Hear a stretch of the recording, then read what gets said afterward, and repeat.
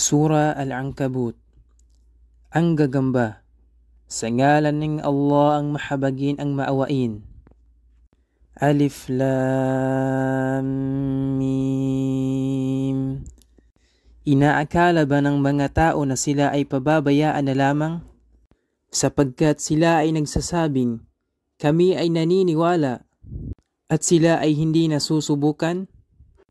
At katiyakan, aming sinubukan yaong mga nauna sa kanila, at katiyakang ipababatid ng Allah sa pamamagitan ng pagsubok yaong mga makatotohanan, at katiyakang kanyang ipababatid ang mga sinungaling. O inaakala ba niyaong mga gumagawa ng kasamaan na kami ay kanilang mapangungunahan o malalagpasan? Kasamaan ang dulot ng anumang kanilang paghatol. Sino mang umaasa para sa pakikipagharap sa Allah, katotohanan, ang panahon na itinakda ng Allah ay darating, at siya ay lubos na nakaririnig ang maalam.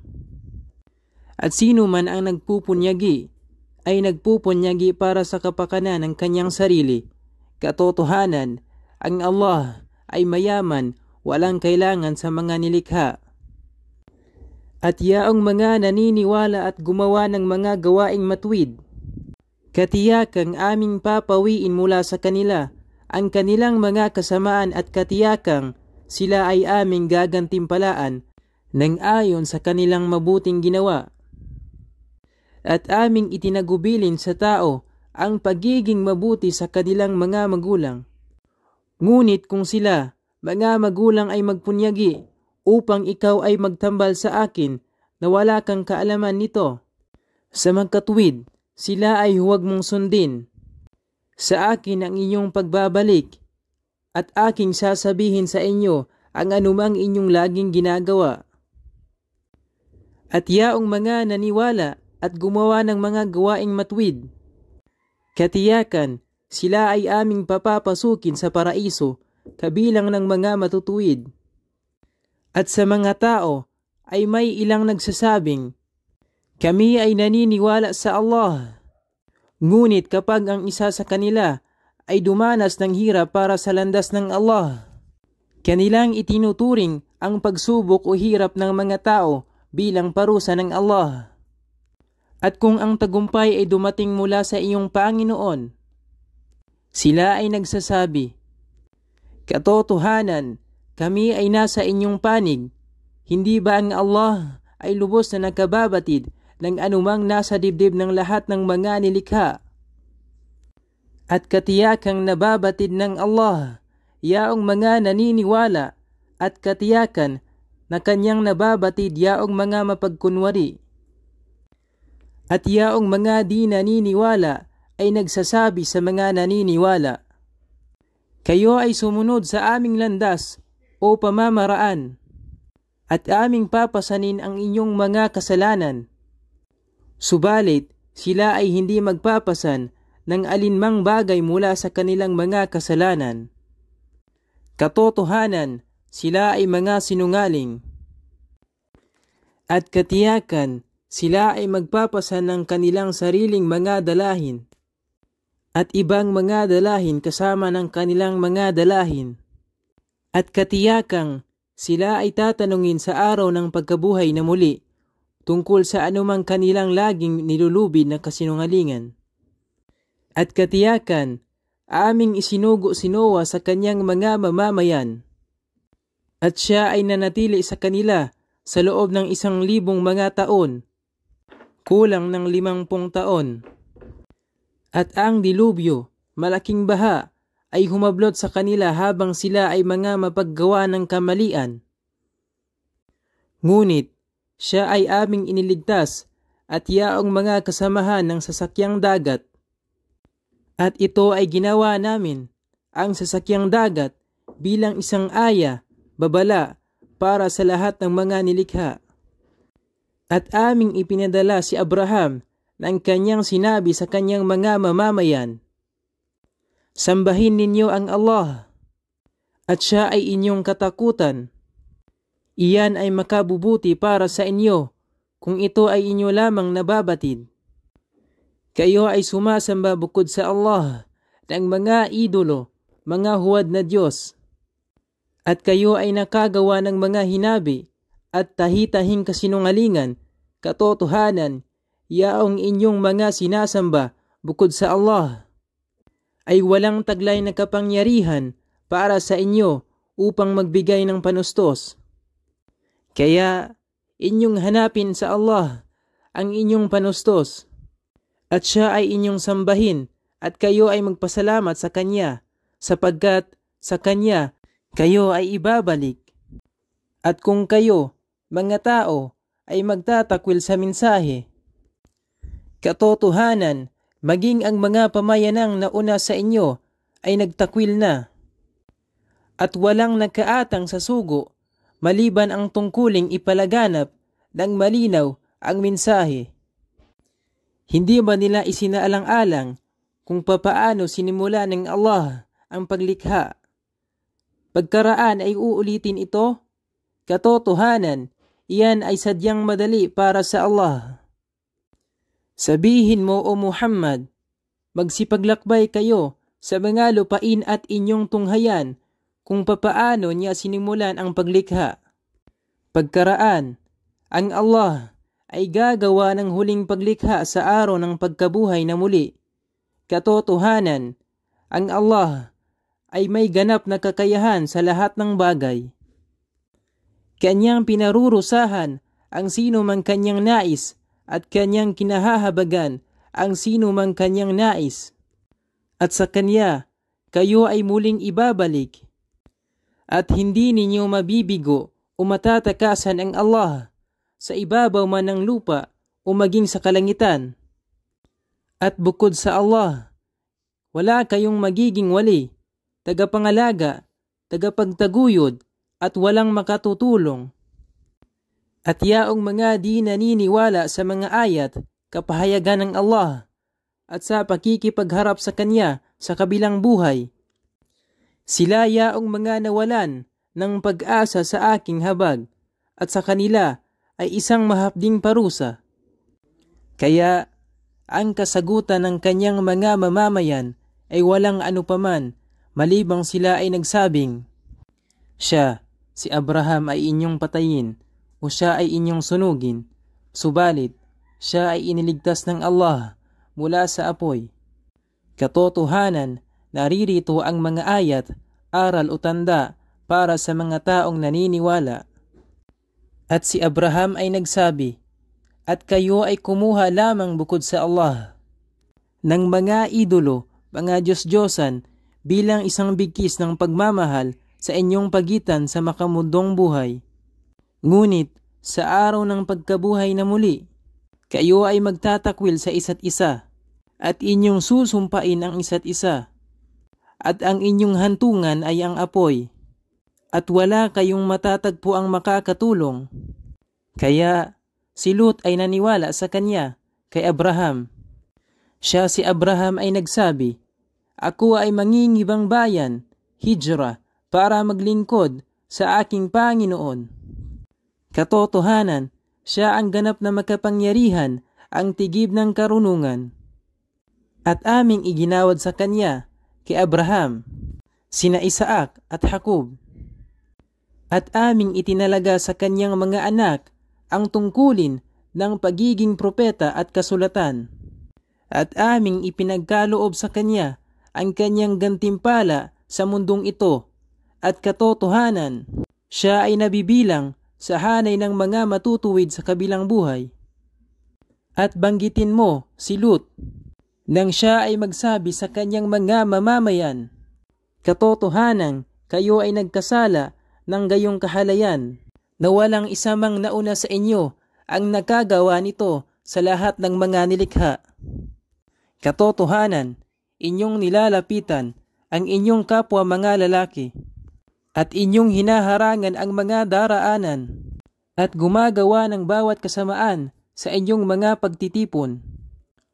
Ngunit ang kasagutan ng kanyang mga mamamayan ay walang anupaman, maliban na sila ay nagsabing, dalhin mo sa amin ang parusa ng Allah, kung ikaw nga ay isa sa makatotohanan. Siya ay nagsabi, "O aking Panginoon, tulungan mo po ako laban sa mga taong mapaggawa ng katiwalian." At nang ang aming mga sugong anghel ay dumating kay Abraham na may dalang magandang balita, sila ay nagsabing, "Katotohanan, aming wawasakin ang mga mamamayan ng bayang ito. Katotohanan, ang mga mamamayan nito ay naging mga mapaggawa ng kamalian." Sinabi ni Abraham, "Katotohanan, si Lot ay naroroon." Sila, mga anghel ay nagsabi, "Kami ay higit na nakababatid kung sino ang naroroon. Katiyakang siya ay aming ililigtas at ang kanyang mag-anak, maliban sa kanyang asawa, siya ay kabilang ng mga maiiwan. Katotohanan, aming ibababa sa mga mamamayan ng bayang ito ang salot parusa mula sa kalangitan, sapagkat sila ay naging suwail, at katiyakan na kami ay nag-iwan dito ng isang aya, aral, tanda, bilang malinaw na katibayan para sa mga mamamayang marunong makaunawa. At sa mga mamamayan ng Madyan, aming isinugo ang kanilang kapatid na si Shuaib, at siya ay nagsabi at nag-aanyayang, "O aking mga mamamayan, sambahin ninyo ang Allah, at kayo ay umasa sa huling araw, at huwag kayong magsigawa ng kaguluhan sa kalupaan, naghahasik ng katiwalian." Subalit, siya ay kanilang itinakwil. Kaya sila ay hinablot ng lindol, at sila ay patay na nakahandusay sa loob ng kanilang mga pamamahay. At gayon din, aming winasak ang mga mamamayan ng Ad at ang mga tribo ng Thamud. At ito ay naging malinaw sa inyo mula sa bakas ng kanilang mga gumuhong tirahan, at ginawang kaaya-aya sa kanila ng Satanas ang kanilang mga masasamang gawa, at sila ay hinadlangan mula sa landas, bagaman sila ay ginawaran ng matalinong pangunawa. At aming pinuksa sina Qarun, Kora, Paraon at Haman. At katotohanan, si Moises ay dumating sa kanila na may dalang malilinaw na ayat, kapahayagan at babala. Ngunit sila ay naging lubhang mapagmalaki sa mga lupain. At gayon paman, hindi nila nagawang pangunahan o lagpasan at takasan ang aming parusa. Kaya bawat isa sa kanila ay aming hinablot sanhi ng kanilang mga kasalanan. At kabilang sa kanila ay yaong aming mga pinadalhan ng isang unos na may dalang mga bato, at kabilang sa kanila ay inabutan o dinatnan ng asayha mula sa langit. At kabilang sa kanila ay yaong mga pinangyari naming lulunin ng lupa.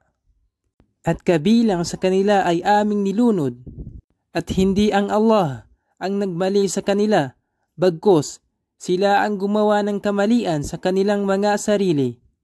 Ang kahalintulad niyaong mga nagtuturing ng ibang awliya, tagapangalaga bukod sa Allah, ay katulad ng isang gagamba na gumawa ng isang guwang bahay. Ngunit, katotohanan, ang pinakamarupok, mabuhay sa lahat ng bahay ay ang bahay ng isang gagamba, kung ito ay kanilang nababatid lamang. Katotohanan, nababatid ng Allah ang anumang bagay na kanilang dinadalanginan o tinatawagan bukod sa Kanya. At siya ang ganap na makapangyarihan, ang tigib ng karunungan. At itong mga paghahalintulad o halimbawa ay aming inalahad para sa sangkatauhan upang magbigay aral. Ngunit walang makauunawa sa mga ito, maliban sa mga may kaalaman. Nilikha ng Allah ang mga kalangitan at kalupaan sa katotohanan. Tunay na naririto ang isang aya, aral o tanda para sa mga naniniwala. Bigkasin mo, O Muhammad, ang anumang ipinahayag sa iyo sa aklat at magsagawa ng pagdarasal. Katotohanan, ang pagdarasal ay pumipigil sa mga kahalayan at kasamaan. At katiyakan, ang pag-alaala sa Allah ay higit na dakila. At ang Allah ay nakababatid sa anumang inyong mga ginagawa. At huwag kayong makipagtalo sa mga angka ng kasulatan, Hudyo at Kristiyano, maliban sa paraang pinakamabuti, at maliban para sa mga gumagawa ng di makatarungan sa kanila. At ito ang inyong sabihin, kami ay naniniwala sa anumang ipinahayag sa amin at ipinahayag sa inyo. Ang aming Diyos at inyong Diyos ay isa, at kami ay tumatalima sa Kanya bilang mga Muslim. At tulad ng mga naunang kapahayagan, ay ganyan din namin ipinahayag ang aklat, Quran, sa iyo o Muhammad. Kaya, yaong aming pinagkalooban ng kasulatan, noon ay naniwala rito, at kabilang sa mga ito, sa mga mamamayan ng Makkah, ay yaong mga naniniwala rito, at walang tumatanggi sa aming mga ayat, kapahayagan, maliban sa mga di naniniwala. At ikaw, o Muhammad, ay hindi nakapagbigkas ng alinmang aklat na una pa rito sa Quran, at hindi rin nakapagsulat ng alinmang aklat sa iyong kanang kamay. Kaya, kung nangyari nga ang gayon, maaaring ang mga mapaggawa ng kabulaanan ay nakapagdulot na ng pag-aalilangan tungkol dito. Bagkus, ito ang Quran ay mga malilinaw na kapahayagan na itinanim sa dibdib niyaong mga pinagkalooban ng kaalaman. At walang sino man ang tumatanggi sa aming mga ayat, kapahayagan, maliban sa mga mapaggawa ng kamalian.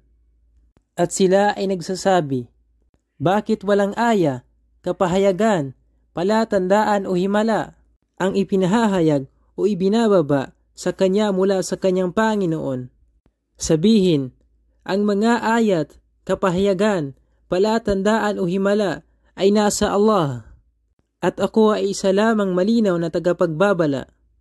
At hindi pa ba sapat para sa kanila na aming ipinahayag sa iyo ang aklat, ang Quran, na iyong binibigkas sa kanila? Katotohanan, naririto ang isang habag at paalaala para sa mga taong naniniwala.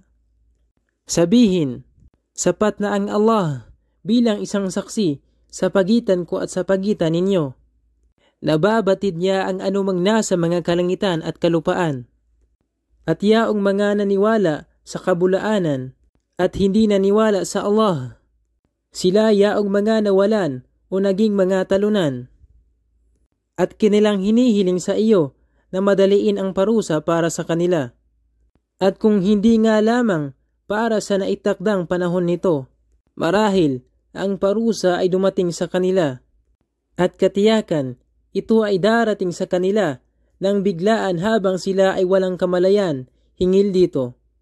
Kanilang hinihiling sa iyo na madaliin ang parusa. At katotohanan, ang impyerno ay papalibot sa mga di naniniwala. Sa araw na iyon, ang parusa ay babalot sa kanila mula sa kanilang itaas at mula sa ibaba ng kanilang mga paa. At sa kanila ay sasabihin, lasapin ninyo ang bunga ng anumang inyong lagi ng ginagawa. O aking mga aliping naniwala, katotohanan, ang aking kalupaan ay sadyang malawak, kaya ako ay inyong sambahin at tanging ako lamang. Bawat kaluluwa ay magkararanas ng kamatayan, pagkaraan, sa amin, kayo ay muling ibabalik. At yaong mga naniwala at gumawa ng mga gawaing matwid, sila ay aming pagkakalooban ng mga nagtataasang bulwagan ng paraiso, na nasa ilalim nito ay may mga ilog na umaagos, kung saan sila ay mamamalagi roon ng walang hanggan. Isang dakilang gantimpala para sa mga matwid na manggagawa. Sila yaong mga nagtiis, at sa kanilang Panginoon, kanilang ipinagkakaloob ng buong puso ang pagtitiwala. At gaano karaming mga nilikhang gumagala ang hindi nagpapasan ng sariling panustos nito upang mabuhay. Ang Allah ang siyang nagkakaloob ng panustos para sa Kanya at para sa inyo. At siya ang lubos na nakaririnig, ang maalam. At kung sila ay iyong tanungin, sino ang lumikha sa mga kalangitan at kalupaan at ang nagtala sa araw at sa buwan? Katotohanan, sila ay magsasabi, ang Allah. Kung gayon, paano nga bang sila ay nalinlang? Ang Allah, ang siyang nagpaparami o nagpapalawig ng panusto sa sino man kanyang naisin sa kanyang mga alipin, at siya rin ang naghihigpit nito para sa kanya. Katotohanan, ang Allah ay maalam sa lahat ng bagay. At kung sila ay iyong tanungin, sino ang nagpababa ng tubig ulan mula sa kalangitan at nagbigay ng buhay sa pamamagitan nito ng tubig sa lupa na dati ay tigang? Katiyakang sila ay magsasabi, ang Allah. Kaya sabihin, Alhamdulillah, ang lahat ng papuri ay sa Allah. Ngunit karamihan sa kanila ay walang pangunawa. At itong makamundong buhay ay isa lamang pang-aaliw at paglilibang. Katotohanan, ang tahanan ng kabilang buhay, iyan ang walang hanggang buhay kung ito ay kanilang nababatid lamang. At kapag sila ay nakasakay sa isang sasakyang dagat, sila ay nananawagan o nananalangin sa Allah, tapat sa Kanya sa relihiyon. Ngunit kapag sila ay Kanyang inahon at idinaong sa kating lupa, kapag dakay, sila ay nagtatambal ng iba sa Kanya. Upang kanilang muling itakwil, di pasalamatan, ang anumang pagpapalang aming ipinagkaloob sa kanila. At upang kanilang tamasahin ang kasiyahan sa kanilang sarili. Ngunit, hindi maglalaon, ito ay kanilang mapag-aalaman. Hindi ba nila nakikita na aming ginawa ang matiwasay na santuaryo, Makkah, habang ang mga tao ay dinudukot mula sa nakapaligid sa kanila? Sila ba ay naniniwala sa kabulaanan? At itinatakwil naman ang pagpapala ng Allah. At sino ba ang di makatarungang nakahihigit kaysa sa isang naglulubid ng kasinungalingan tungkol sa Allah o nagtatakwil sa katotohanan nang ito ay dumating sa kanya? Hindi ba sa impyerno ang tirahan ng mga di naniniwala? At yaong mga nagpunyagi o nakipaglaban para sa amin, katiyakan, sila ay aming papatnubayan tungo sa aming mga landas. Katotohanan, ang Allah ay nasa panig ng mga mapaggawa ng kabutihan.